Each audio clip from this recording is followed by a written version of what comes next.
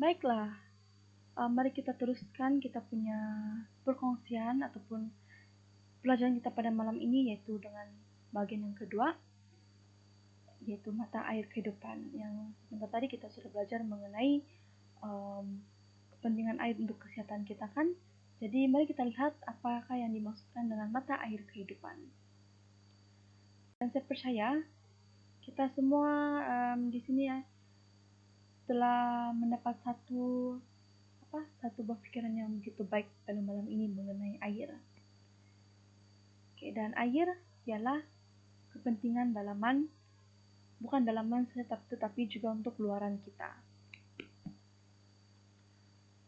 Penggunaan secara bergantian panas dan dingin dapat mengurangi infeksi dan meningkatkan sirkulasi. Mari kita lihat apa yang dimaksudkan dengan pernyataan ini. Oke. Kita lihat di sini kantong es ataupun kalau dalam bahasa kita bungkusan ais di dahi dan ketiak dapat menurunkan suhu yang tinggi. Kamu pernah coba letak ais di dahi dan di bawah ketiak semasa kamu demam? Kalau saya dulu sekarang pun kalau demam mungkin sebab kalau di rumah kami tidak selalu ada ais, jadi apa yang kami buat kasih rendam itu towel letak di kepala, macam itu sajalah. Tapi ini kita lihat kantong es di dahi dan ketiak dapat menurunkan suhu yang tinggi. Dan di sini ada juga sebuah cerita, yaitu di mana pasangan suami istri John dan istrinya Miley. John dia bangunkan istri dia pada jam 1 pagi karena dia sadar bahwa istri dia mengalami demam yang tinggi dengan suhu 105 di atas, dan pada saat itu istrinya sangat berpeluh. Dan John bergegas pergi ke peti sejuk untuk mendapatkan ketulan-ketulan ais, dan dia membalutkan ais dalam plastik bag dan juga dibalut lagi dengan kain lalu meletakkan pada bawah ketiak istrinya Miley. Pada masa yang sama John juga memberikan Miley minum air biasa, air yang sejuk, bukan yang panas, bukan yang suap, minum air sejuk seteguk demi seteguklah sedikit-sedikit.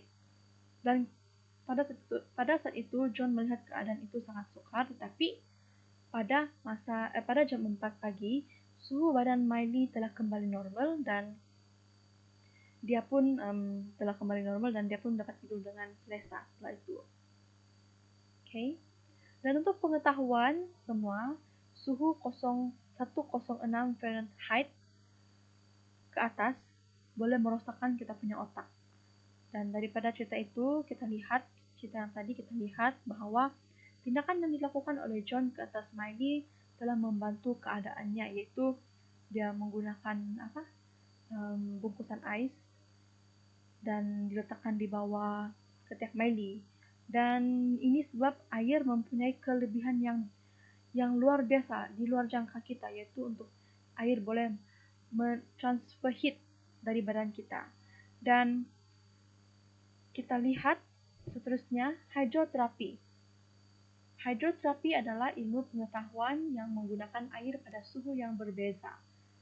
Hal itu mencakupkan uap air panas, uap air, dan ais. Kalau air panas dan juga mandi uap dapat digunakan. Beberapa orang menggunakan urut sebagai bagian dari terapi itu. Yang saya tahu hidroterapi ini dia selain dari kita menggunakan yang kita letak air di kepala kita, kita juga boleh bertangas. Kita boleh bertangas. Saya saya punya family member, mereka dorang bertangas untuk kasih keluar angin dalam badan. Dan kalau untuk mengurut ini pun memang saya tahu ada juga yang mengurut untuk mengeluarkan panas dalam badan kita, untuk kasih keluar angin-angin dalam badan. Nah, ini semua dinamakan sebagai hidroterapi.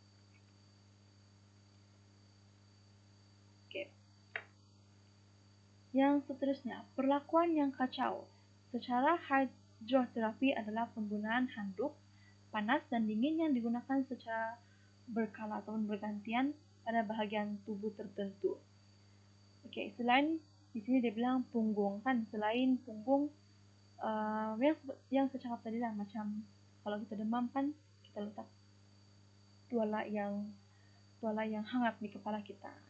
Ini pun juga hidroterapi, dinamakan sebagai hidroterapi.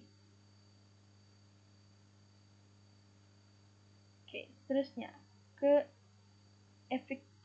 keefektifan hidroterapi terletak pada kesanggupannya untuk memindahkan darah dari satu area ke area lain. Air panas dapat memperbesar pembuluh darah sampai 40%, menarik darah dari organ-organ tubuh yang padat ke permukaan. Penggunaan secara pergantian air ais itu mengurai darah yang melempen itu dan membawa darah yang baru, sehat dan beroksigen.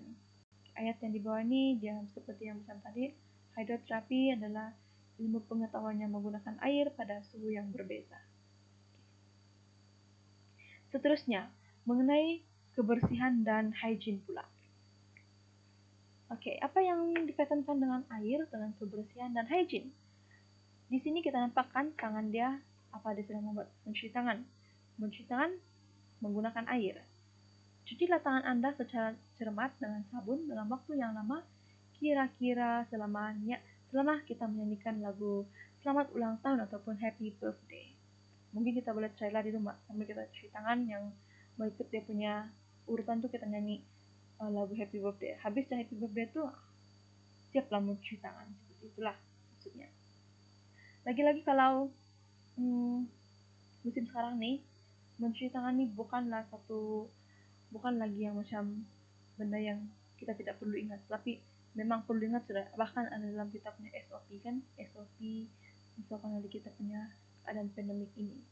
Dan saya percaya kita semua pun telah diajar cara untuk mencuci tangan. Kalau saya tidak silap, kita dari kitab tadi kan lagi memang kita sudah diajar untuk cara-cara mencuci tangan, bila untuk mencuci tangan. Dan bila untuk mencuci tangan tuh seperti selepas kita guna toilet, kalau kita berada di tempat awam, dan sebelum kita menjama makanan kita. Sebenarnya bukan itu 3 saja, tapi banyak lagi perkara-perkara yang akan belum membuatkan kita mencuci tangan dengan kerap. Sebab kebersihan itu sangat penting. Hygiene sekeliling kita, hygiene badan kita itu sangat penting. Dan di sini ada mengatakan seorang dokter kebangsaan, yaitu Ignaz Semmelweis dari Hungary di kota Vienna, adalah orang pertama yang menganjurkan untuk membebas kuman tangan pada tahun 1847. Air dapat memberikan kepada kita penyembuhan dan pembersihan secara fisikal. Alkitab juga memakai air sebagai simbol pembersihan secara rohani. Dalam Alkitab banyak cerita yang berkaitan dengan air. Salah satunya ribut di Galilea, penyembuhan kusta, apalagi kisah Yesus di Sungai Yordan. Mari kita lihat kisah Yesus berada di Sungai Yordan. Dan di Sungai Yordan ada seorang Yohanes Pembaptis yang membaptis banyak orang dan memberikan pesan kepada mereka, bertobatlah, dibaptiskan dan bersihkanlah dosa-dosa kamu. Suatu hari Yohanes berkhotbah dan membaptiskan orang-orang di Sungai Yordan. Apabila tanpa disangkakan dia melihat seorang di ujung sungai melangkah masuk dan mula berjalan menuju ke arahnya. Yohanes Pembaptis dia kagum, dia terkejut melihat individu itu, sebab dia merasakan kehadiran Yesus.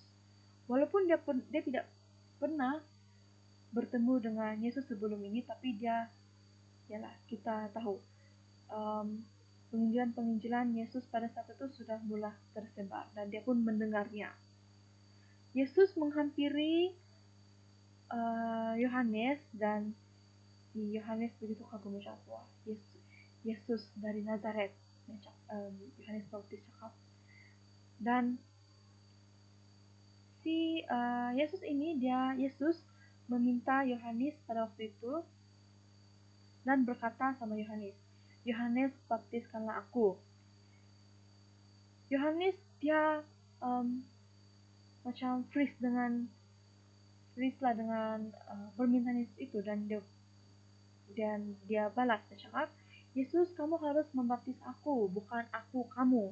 Tetapi Yesus menegaskan bukan karena dia memerlukan pembersihan rohani, tetapi karena dia ingin memberikan teladan bagi kita semua yang ingin dosa-dosa kita dihapuskan.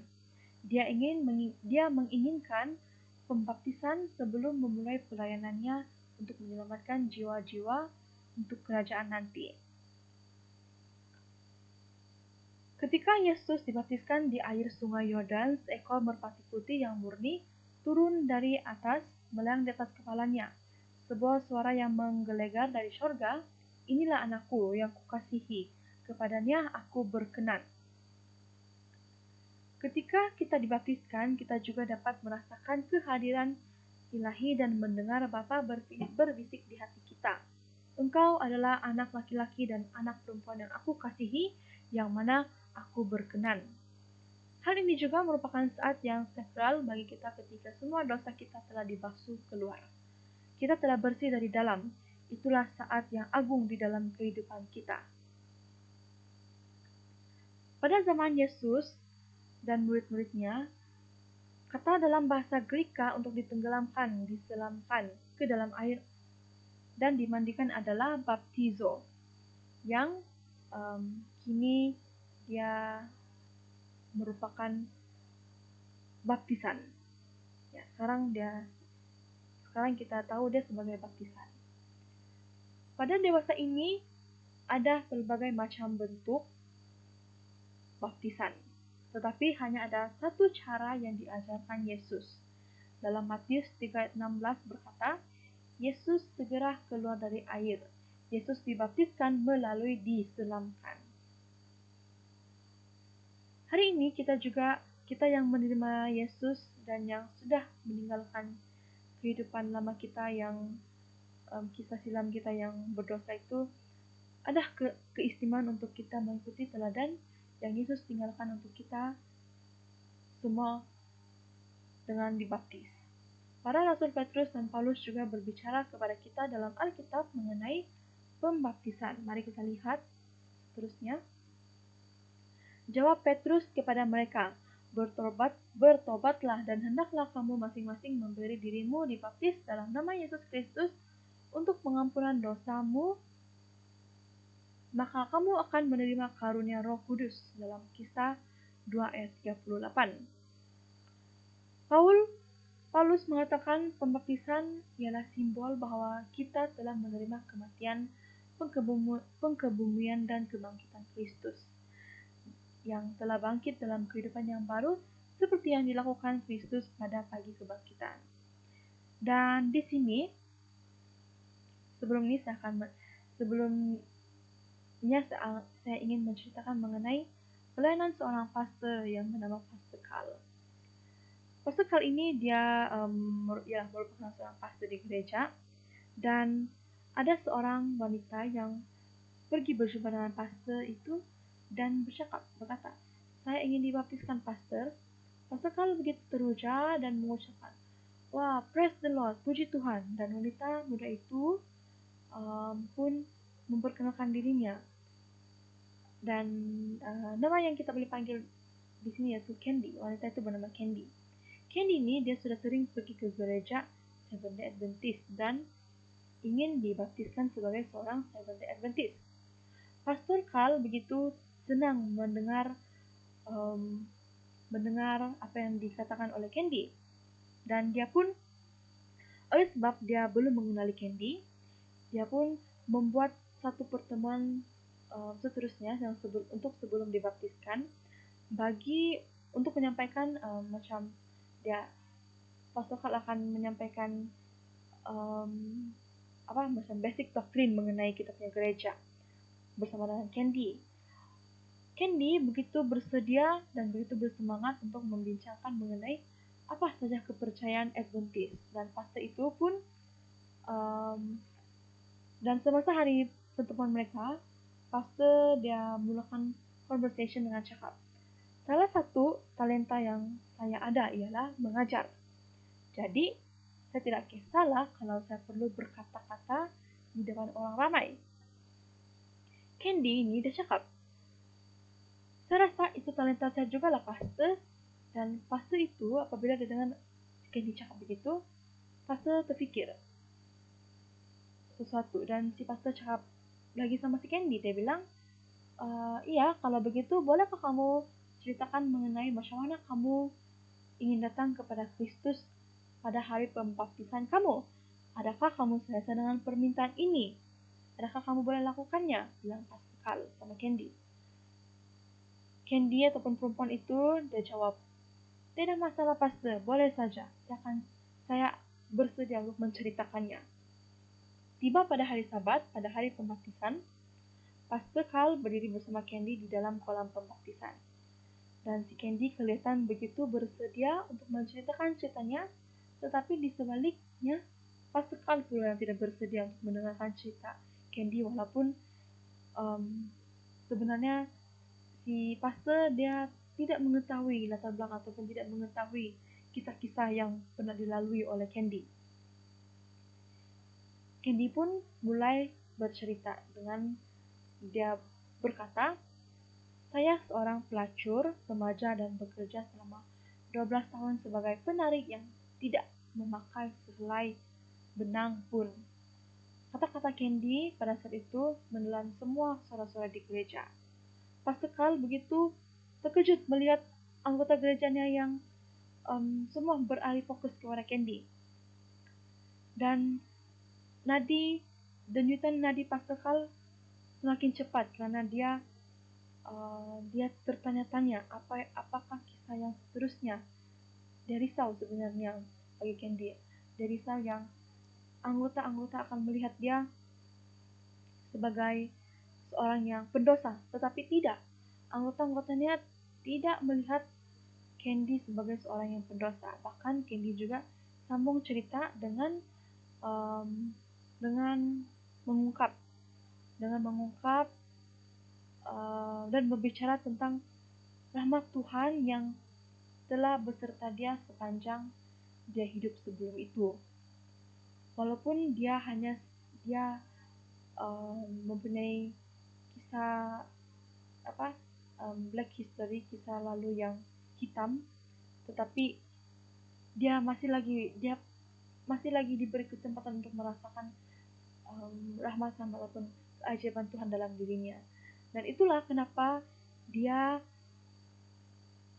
meminta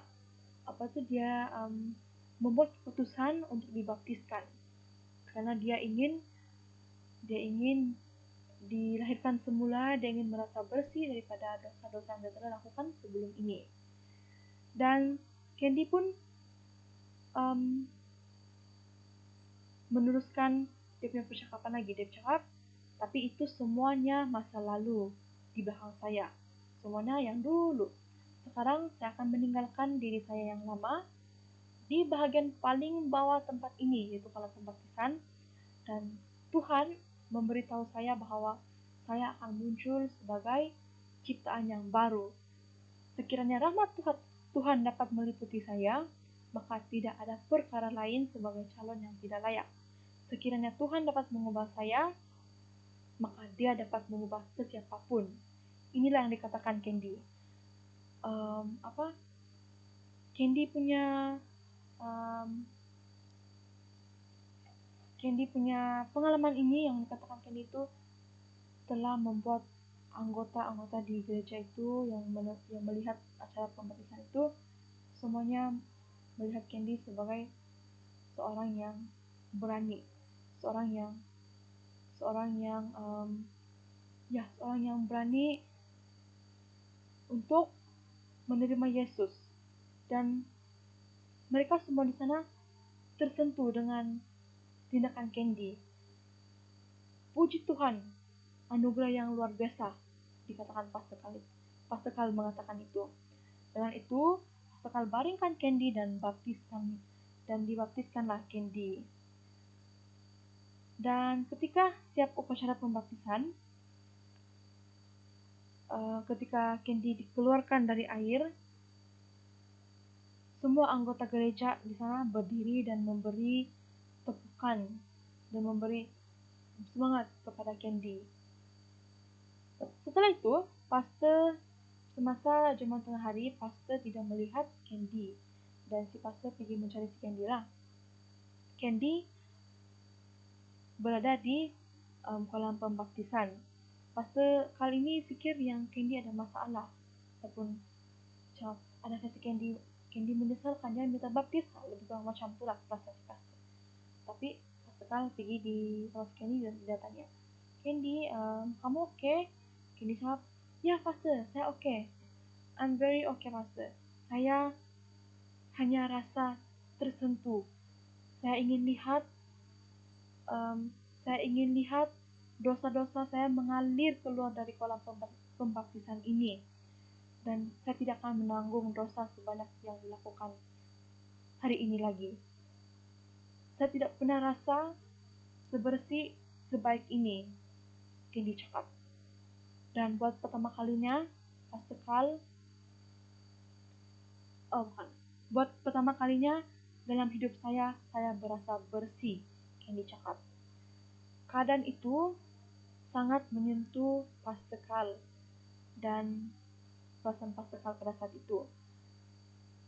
Dan Pastor Carl mengatakan di sini kuasa Tuhan untuk mengampuni dan mengubah orang dosa itu hanya Tuhan yang dapat mengubah seseorang yang berdosa menjadi seorang yang mengikut dan memelihara janji-janjinya. Jadi jangan kita pikir bahwa kisah Candy ini berbeda daripada kisah-kisah kita, kisah Anda atau kisah saya. Sebab kita semua mesti ingat, kita pun pernah berdiri sebagai seorang yang mempunyai kegagalan moral dan rohani sebelum kita dibaptiskan. Dan kita harus percaya bahwa hanya rahmat pemberi Tuhan kita saja yang akan mengampun dan dapat membebaskan kita daripada dosa-dosa ini. Jadi sekarang, apa yang kita perlu lakukan ialah sebagai seorang pengikut Kristus, sebagai seorang yang telah menerima Kristus, mari kita akuilah rahmat yang Tuhan telah berikan kepada kita dan terimalah pemberiannya. Di sini yaitu Kristus bersamana ataupun Kristus yaitu air hidup. Air hidup itu, mari kita lihat dalam Yohanes 4, itu cerita mengenai percakapan dengan perempuan Samaria. Kalau kita baca dalam Yohanes 4 ini, dia mengenai semasa Yesus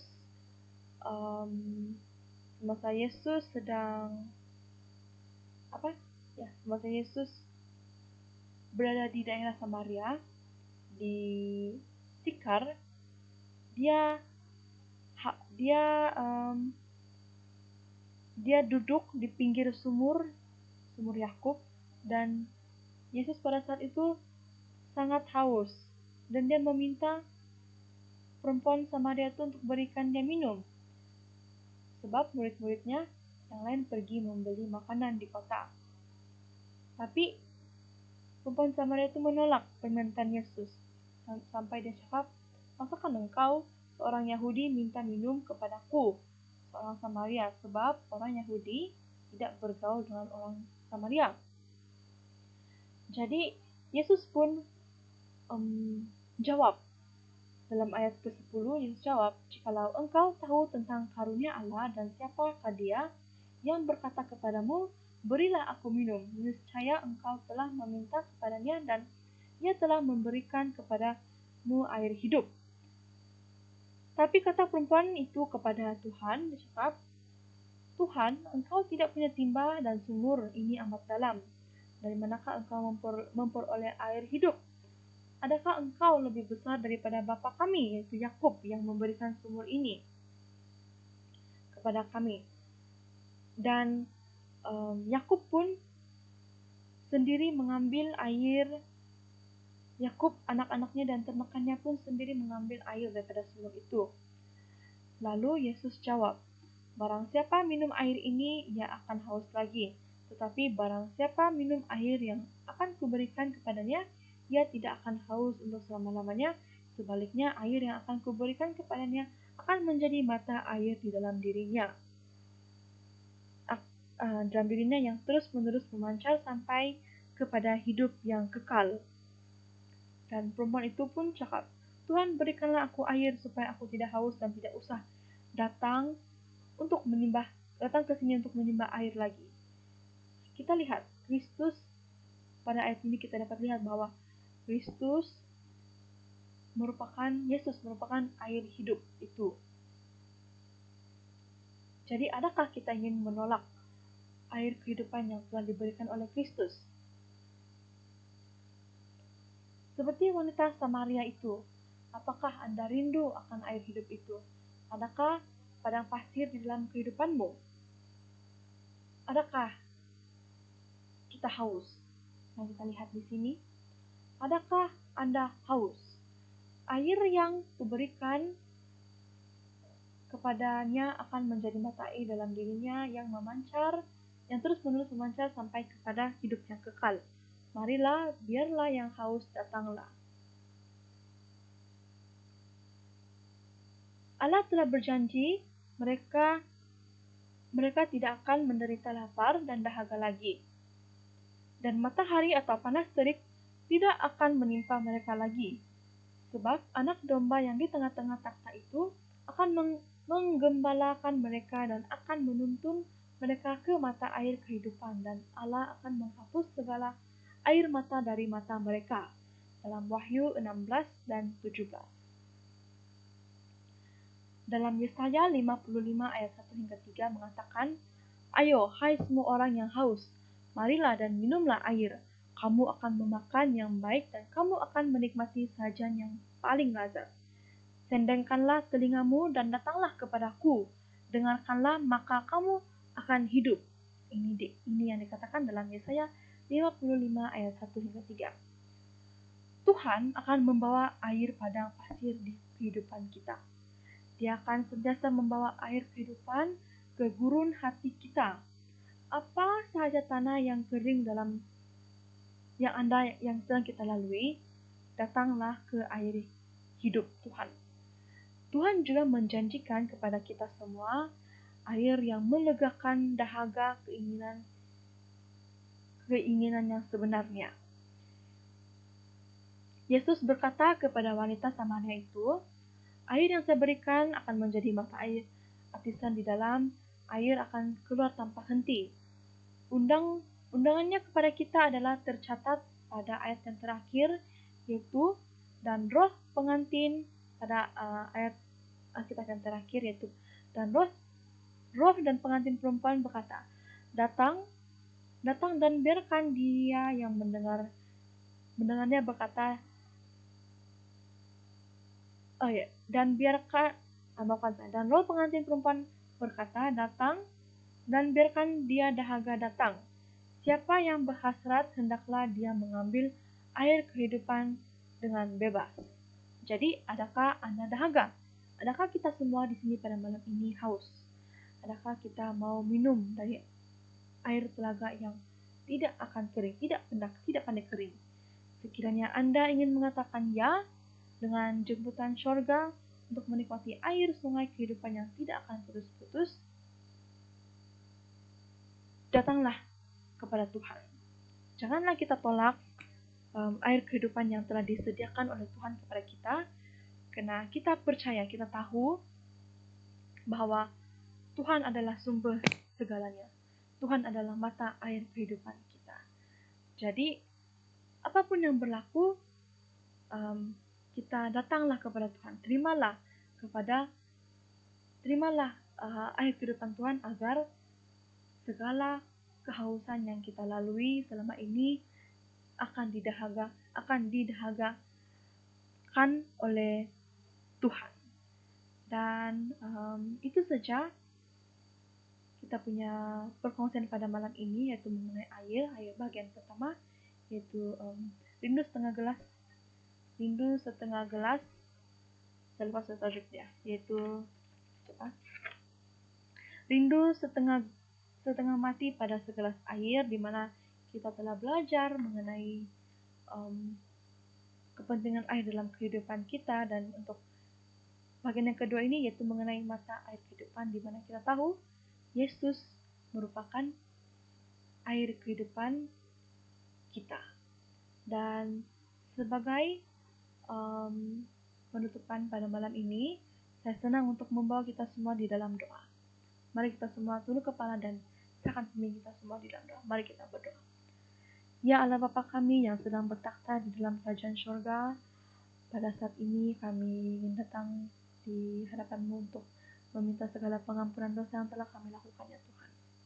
Kami orang yang berdosa, kami banyak melakukan dosa, dan kami tahu, kami percaya hanya Engkau saja yang layak dan dapat mengampuni segala dosa-dosa yang telah kami lakukan, agar kami layak untuk menerima berkat daripada-Mu, ya Tuhan.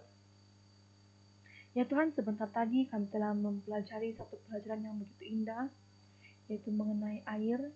Itu pada bagian yang pertama kami mempelajari mengenai air, mengenai kepentingan air dalam kehidupan kami. Dan pada saat ini kami ingin mengucap syukur karena Engkau telah menyediakan satu sumber yang begitu penting untuk kesehatan kami, yaitu air. Engkau senantiasa melengkapkan segala kekurangan di dalam badan kami ini melalui penciptaan air yang Kau telah cipta, ya Tuhan. Dan kami juga ingin berdoa agar kami boleh menjadi teladan seperti Ryan dalam cerita tadi. Kami ingin menjadi teladan untuk membantu orang-orang yang memerlukan sumber-sumber kehidupan untuk meneruskan kehidupan dunia ini sementara menunggu kedatangan-Mu yang kedua kali, ya Tuhan. Ya Tuhan, pada bagian yang kedua tadi Tuhan, kami telah mempelajari mengenai mata air kehidupan, dan kami percaya bahwa Kristus, bahwa Engkaulah merupakan air kehidupan kami di dalam hidup kami, ya Tuhan. Dan pada saat ini kami semua di sini ingin bersatu, kami semua ingin berkata iya dengan panggilan-Mu untuk menerima air kehidupan daripada-Mu, ya Tuhan. Segala kering yang berada di tekak kami, segala kekeringan yang berada di hati kami percaya hanya Engkau saja yang dapat melegahkan kekeringan yang berlaku di dalam hati dan tekak kami, ya Tuhan. Sekali lagi, ya Tuhan, kami ingin bersatu, kami ingin mengikuti, kami ingin menerima air kehidupan daripada-Mu, ya Tuhan. Ampuni segala dosa yang telah kami lakukan, kiranya Engkau juga memberkati program Wing Wellness ini sehingga ke penghujung program, ya Tuhan. Besertalah kami pada malam ini, agar semuanya di dalam kawalan-Mu. Ya Tuhan, inilah doa kami, karena semua ini kami serahkan di dalam nama Yesus yang telah menjadi juru selamat penebus kami semua. Amin. Baiklah, terima kasih sekali lagi karena telah beserta pada malam ini. Ya, mungkin malam ini agak panjang pelajaran, tapi saya berharap agar kita mendapat sesuatu buah pikiran yang baik untuk kita aplikasikan dalam kehidupan sementara menunggu kedatangan Yesus yang kedua kali ke dunia ini. Terima kasih, Tuhan memberkati.